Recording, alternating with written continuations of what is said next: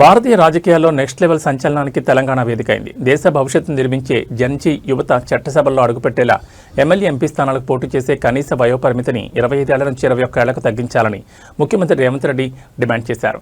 Neat పరీక్షల లీకేజీలు, యువత ఆత్మహత్యలకు నిరసనగా యువతే దేశం, దేశమే యువత పేరుతో పీవీ మార్గ్లోని పీపుల్స్ ప్లాజా నుంచి ఇందిరాగాంధీ విగ్రహం వరకు నిర్వహించిన మెగా కొవ్వొత్తుల ర్యాలీలో డిప్యూటీ సీఎం భట్టి విక్రమార్క మంత్రులతో కలిసి రేవంత్ రెడ్డి పాల్గొన్నారు.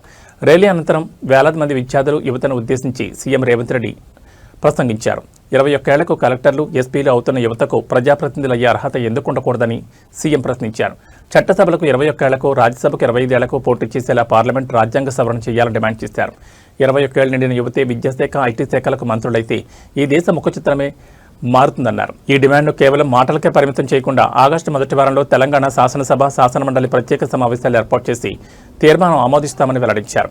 ఈ తీర్మానాన్ని కేంద్ర ప్రభుత్వానికి ప్రధాని నరేంద్ర మోడీకి పంపి పార్లమెంట్లో బిల్లు ఆమోదం పొందే వరకు పోరాడతామని మాటిచ్చారు.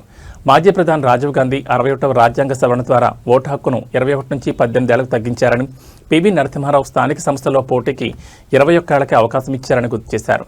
జర్మనీ, బ్రిటన్లలో 18 ఏళ్లకే పోటీ చేసే హక్కుందని, సింగపూర్లో 21 ఏళ్లకు ప్రధాని కూడా అయ్యే అవకాశం ఉన్నప్పుడు భారత్లో ఎందుకు ఉండకూడదని ఆయన స్టైల్లో నిలదీశారు. దేశంలో 30% ఉన్న జెన్జీ యువతకు చట్టసభల్లో కనీసం 1% ప్రాతినిధ్యం కూడా లేకపోవడం ఆందోళనకరమని సీఎం రేవంత్ పేర్కొన్నారు.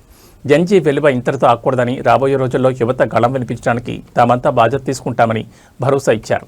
దేశ భవిష్యత్తు అయిన జెన్జీ యువత కోసం సీఎం రేవంత్ రెడ్డి చేసిన ఈ డిమాండ్ ఇటు జాతీయ స్థాయిలో, అటు పొలిటికల్ సర్కిల్లో తీవ్ర మైండ్ బ్లాకింగ్ చర్చకు దారితీస్తుంది.